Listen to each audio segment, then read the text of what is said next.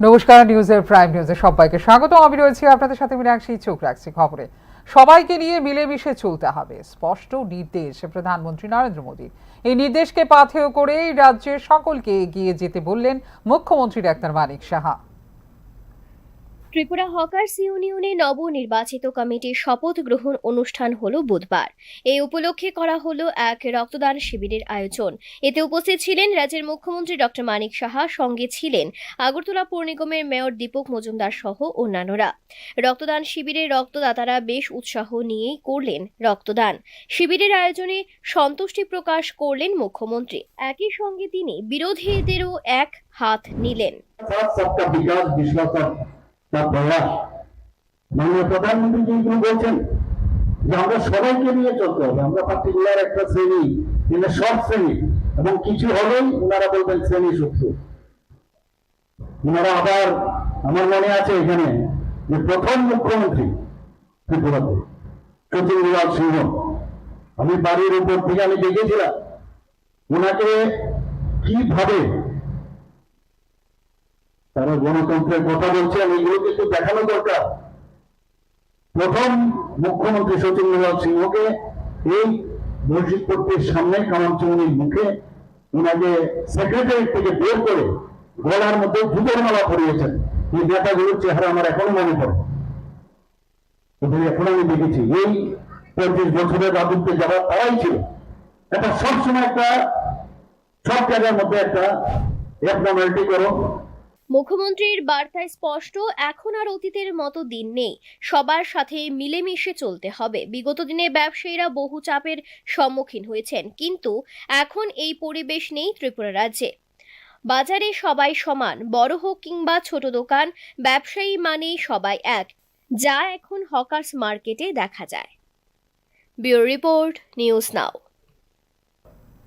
এদিকে আগরতলায় তীব্র যানজট বুধবার সন্ধ্যায় এই চিত্র শহরে। এর ফলে আটকে পড়ল একাধিক অ্যাম্বুলেন্স।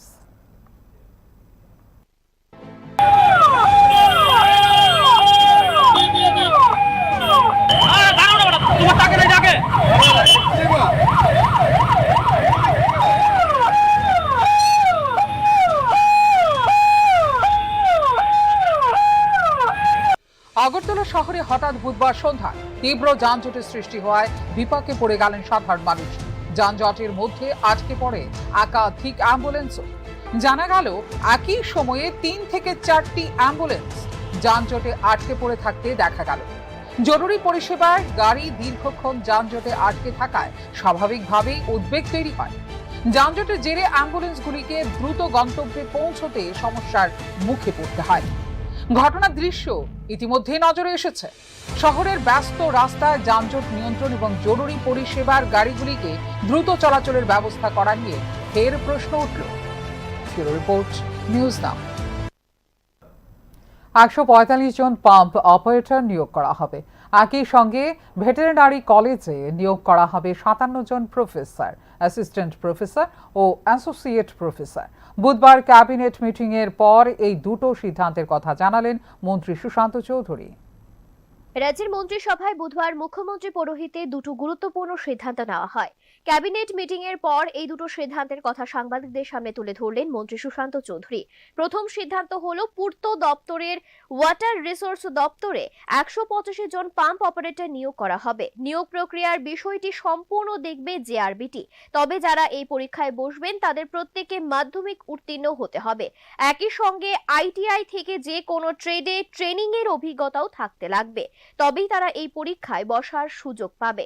অপরদিকে আরেকটি সিদ্ধান্তের কথাও জানালেন মন্ত্রী। এটা হলো ভেটেরিনারি কলেজে প্রফেসর, অ্যাসোসিয়েট প্রফেসর এবং অ্যাসিস্ট্যান্ট প্রফেসর নিয়োগ করা হবে 57 জনকে। টিপিএসসি এর মাধ্যমে নিয়োগ করা হবে তাদের। আজকের ক্যাবিনেট মিটিং এটা সিদ্ধান্ত গ্রহণ করা হয়েছে এবং এই যে পাম্প অপারেটর নিয়োগ হবে সম্পূর্ণ জেআরবিটি করবে। আজকের ক্যাবিনেট মিটিংয়ে সে সিদ্ধান্ত গ্রহণ করা হয়েছে। তাদের যে কোয়ালিফিকেশন তা মাধ্যমিক পাস এবং আইটিআই যে শিক্ষাগত যোগ্যতা বিভিন্ন বিভাগে সেটা প্রযোজ্য হবে। মাননীয় মুখ্যমন্ত্রীর পৌরোহিত্যে এই ক্যাবিনেট মিটিংয়ে আজকে সেই সিদ্ধান্ত গ্রহণ করা হয়েছে। Recruitment of 57 vacant faculty post, এর মধ্যে 17টা প্রফেসর, 20 জন অ্যাসোসিয়েট প্রফেসর এবং 20 জন assistant professor animal resource development ডিপার্টমেন্টে রেগুলার পে বেসিসে ভেটেরিনারি যে সায়েন্স কলেজ রয়েছে আমাদের আর.কে. নগরে, সেখানে রিক্রুটমেন্ট করা হবে। টিপিএসসির মাধ্যমে রিক্রুটমেন্ট করা হবে। 57 জন ফ্যাকাল্টি, অ্যাসিস্ট্যান্ট প্রফেসর 20 জন, অ্যাসোসিয়েট প্রফেসর 20 জন এবং 17 জন প্রফেসর, এই 57 জন ভ্যাকেন্ট পোস্ট নিয়োগ করা হবে টিপিএসসির মাধ্যমে। আজকে ক্যাবিনেট বৈঠকে এটা সিদ্ধান্ত গ্রহণ করা হয়েছে। দুটি গুরুত্বপূর্ণ সিদ্ধান্ত নিল রাজ্য সরকার। এরপরও বিরোধীরা কেবল চিৎকার করে রাজ্যে নাকি বর্তমান সরকার কোনো কাজই করছে না। ব্যুরো রিপোর্ট, নিউজ নাও। সাংবাদিকদের কাজই হলো জনগণের স্বার্থে নেতা মন্ত্রীদের প্রশ্ন করা। সাংবাদিকরা নিজেদের কাজ করলেন যথারীতি, তবে মন্ত্রী রতনলাল নাথ ক্ষেপে গেলেন সাংবাদিকদের এই প্রশ্নের কারণেই। হে আবার কেমন হলো? সাংবাদিক বৈঠক ডাকলেন বিদ্যুৎ মন্ত্রী, আবার তিনিই ক্ষেপে গেলেন সাংবাদিকদের ওপর। মন্ত্রী হঠাৎ করে ক্ষেপে গেলেন, কোন মন্ত্রী আবার এমন করলেন? এক ঝলকেই সবার মুখে উঠে এলো বিদ্যুৎ মন্ত্রী রতনলাল নাথের নাম। ওনার বয়স হয়েছে তো অনেক, তাই আচমকাই রেগে ওঠেন তিনি। হয়তো এমনটাই হয়েছে। দৃশ্যটা ক্যামেরা বন্দি আছে, দেখুন দর্শক বন্ধুরা আপনারাও।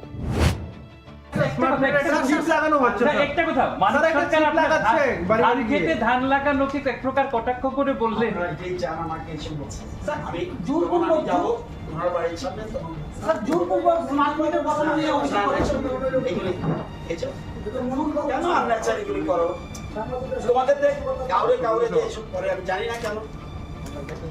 আমি বলেছি ইরার সম্বন্ধে বলছি, তাও তোমরা বলছো। কতবার আমার এসএসএর বলে দিয়েছে জোর করে কারো বাড়িতে স্মার্ট মিটার করবে না।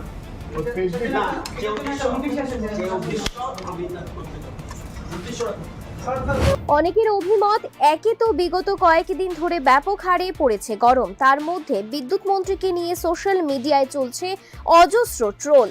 দুটোর গ্যাড়াকলে পড়ে হয়তো মন্ত্রী রতন বাবুর মস্তিষ্কের কোনো একটা অংশে চাপের লাল বাতি জ্বলছিল।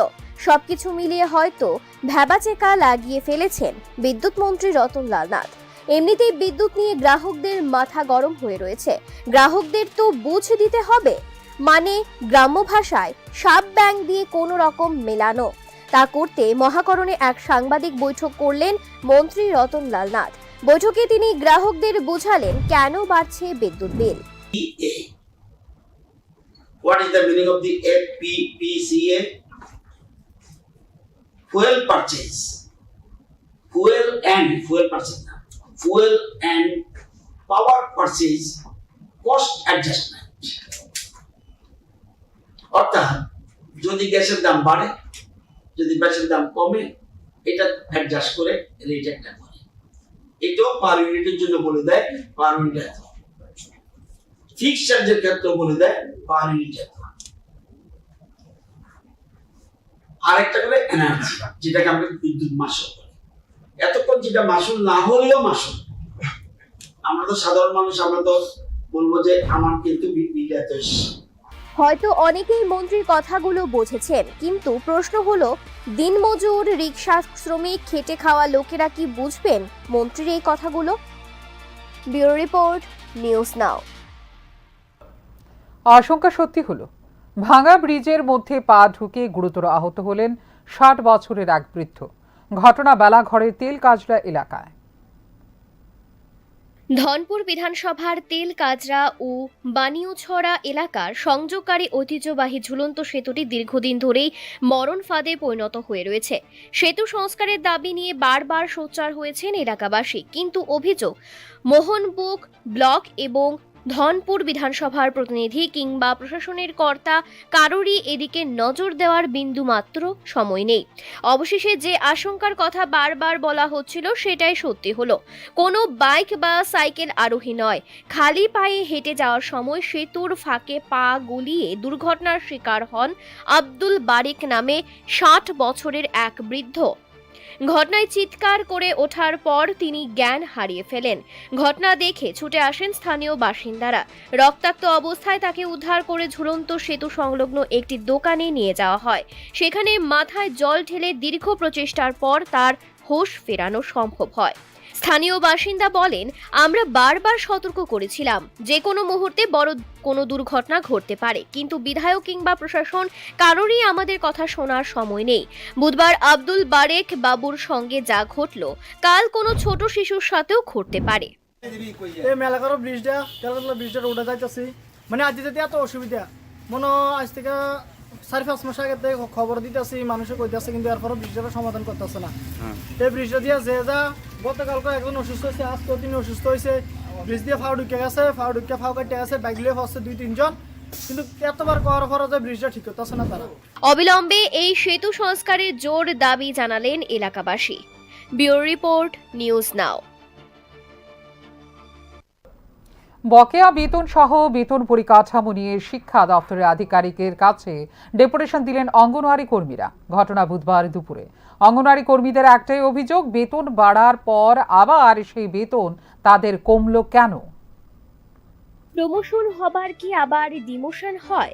এটা কোথাকার নিয়ম? প্রমোশন হবার পর বেতন ছিল 6,500, এখন একই লোকের ডিমোশন হয়ে বেতন দাঁড়ালো 5,500। এটা কেমন কথা? ঠিক এই প্রশ্নটাই তুললেন একজন অঙ্গনওয়াড়ি কর্মী মহিলা। একই সঙ্গে নাকি তাদের বেশ কিছু মাসের বকেয়া বেতনও বাকি রয়েছে। এইসব প্রশ্নগুলোর উত্তর জানতে বুধবার সমাজ কল্যাণ এবং সমাজ শিক্ষা দপ্তরের আধিকারিকের সাথে সাক্ষাৎ করলেন অঙ্গনওয়াড়ি কর্মীরা। তাদের অভিযোগটা আপনারাও শুনুন। আমরা যখন এনজিওর আন্ডারে ছিলাম তখন আমরা স্যালারি পাইতাম 6,500 টাকা। আর যখন আমরা মানে সোশ্যালের সঙ্গে অ্যাড হয়েছি, অঙ্গনারী কামক্রেশ হয়েছি, তখন আমরা পাইতেছি 5,500 টাকা। কেন আমরা টাকাটা কোথায় কমলো? মানুষ কি টাকা বাড়লে আবার বেতন বাড়লে কি আবার কমেনি? এটা নিয়েও কোয়েশ্চেন করছি স্যাররা। স্যার তারা কইছে না, আপনারা ওইভাবেই পাইবেন, ওইটাই মান্য নিন। এটা কি করে হয়? মানুষ কি প্রমোশন পাইলে আবার কি ডিমোশন হয় নাকি? তাই এটাই আমরা কোয়েশ্চেন যে স্যারের কাছে, যে স্যার আমরা যখন 6,500 টাকা পাইতাম, এখন আবার কেন আমাদেরকে 5,500 টাকা দেওয়া হয়? আধিকারিক নাকি তাদের বলেছেন এই বেতনেই নাকি কাজ করতে হবে তাদের। এটা কেমন কথা? প্রশ্ন তুললেন মহিলা কর্মীরা। Bureau report, news now. গুণধর এক শিক্ষকের শাস্তির দাবিতে পথ অবরোধে বসল ছাত্রছাত্রীরা। এই শিক্ষক নাকি ছাত্রীদের সঙ্গে অশালীন আচরণ করার চেষ্টা করে। ঘটনা বুধবার দুপুরে মহাত্মা গান্ধী স্কুলের মধ্যে। এমনটাই অভিযোগ করল এই স্কুলের এক ছাত্রী। যদিও পরবর্তীতে পুলিশ ঘটনাস্থলে পৌঁছে পরিস্থিতি আয়ত্তে আনেন। শিক্ষকের বিরুদ্ধে বিষোদ্গার। রীতিমতো ছাত্রছাত্রীরা অভিযোগ করলেন এই গুণধর শিক্ষক নাকি ছাত্রীদের দিকে কুনজর দেন। বিগত কয়েকদিন ধরেই নাকি এই শিক্ষক তার কুকর্মগুলো করে আসছিল স্কুলে। গুণধর শিক্ষকের নাম উত্তম মজুমদার। বুধবার এরই প্রতিবাদে মহাত্মা গান্ধী স্কুলের সামনে পথ অবরোধে বসল ছাত্রছাত্রীরা। তাদের পাশে দাঁড়ালো অখিল ভারতীয় বিদ্যার্থী পরিষদ। এক ছাত্রী সেই গুণধর শিক্ষকের সম্পর্কে স্পষ্টভাবে অভিযোগ করল। শুনুন আপনারা তাদের অভিযোগ। আমি ক্লাস 10-এ পড়ি, এমজিএম স্কুলের একমাত্র স্টুডেন্ট। আমাদের স্কুলের উত্তম মজুমদার স্যার আমাদের মেয়েদের খারাপ চোখে দেখে আমাদের ছাত্রীদের সাথে খারাপ ব্যবহার করে। ক্লাসে গিয়ে আমাদের ছাত্রীদের হাতে ধরে এবং মিসবিহেভ করে এবং আমাদেরকে বলে, প্রোগ্রাম চলাকালীন আমাদেরকে বলে আমাদেরকে নিয়ে বুঝিও স্যার, আমাদের স্যার পার্কে যাবে আমাদেরকে নিয়ে। এগুলো আমরা মানবো না। খবর পেয়ে ঘটনাস্থলে এসে পৌঁছায় পুলিশ বাহিনী। পুলিশকে দেখে আরো বেশি তেলে বেগুনে জ্বলে ওঠে ছাত্রছাত্রীরা। তাদের দাবি একটাই, এই শিক্ষকের শাস্তি হওয়া দরকার, না হলে এদের মতো শিক্ষকের জন্য অন্যান্য শিক্ষকদের সুনামও নষ্ট হচ্ছে অবিরাম। এটাকে কোনোভাবেই মেনে নিতে রাজি নয় মহাত্মা গান্ধী স্কুলের ছাত্রছাত্রীরা। Bureau report, news now. Har Ghar Tiranga কর্মসূচি এরই অঙ্গ হিসেবে বুধবার আগরতলা রাজপথে সম্পন্ন হলো এক বাইক র্যালি। উদ্যোক্তা পশ্চিম জেলা পুলিশ। র্যালিকে ঘিরে ব্যাপক সাড়া পড়ল। ৮০তম স্বাধীনতা দিবস। এই দিবসকে কেন্দ্র করে বরাবরের মতো এবারও পশ্চিম জেলা পুলিশের তরফে বুধবার শহরে সম্পন্ন হলো এক বাইক র্যালি। র্যালিতে অংশগ্রহণ করলেন পশ্চিম জেলার পুলিশের বিভিন্ন স্তরের কর্মীরা। র্যালিতে খোদ অংশগ্রহণ করলেন পশ্চিম জেলার পুলিশ সুপার নমিত পাঠক। র্যালিকে ঘিরে নমিত পাঠক নিজের অভিমত ব্যক্ত করলেন মিডিয়ার সামনে। इंडिपेंडेंस डे जो है आने ही वाला है, तो उसके लिए हम एक बाइक रैली ऑर्गेनाइज कर रहे हैं, जिसमें मतलब हम अपने फ्रीडम स्ट्रगल को तो याद कर ही रहे हैं, उसके अलावा आपके माध्यम से हम समाज में जो कुछ के प्रति जागरूकता, जो कंजम्पशन ऑफ NDPS आइटम्स जो है उसके अगेंस्ट जो है हम एक मुहिम चलाएंगे और इसमें आप लोगों को सहयोग भी चाहिए और इसके माध्यम से अवेयरनेस भी होगी और इसके अलावा जो র্যালিকে ঘিরে ব্যাপক সাড়া পড়ল আগরতলার রাজপথে। তীব্র গরমকে উপেক্ষা করেই পুলিশ কর্মীরা অংশগ্রহণ করলেন এই দিনের র্যালিতে। Bureau report, news now. এখনকার মতো এই মুহূর্তের সংবাদ এই পর্যন্ত। অন্যান্য আপডেটস দেখার জন্য অবশ্যই নজর রাখতে হবে নিউজ নাওর পর্দায়। নমস্কার, শুভরাত্রি।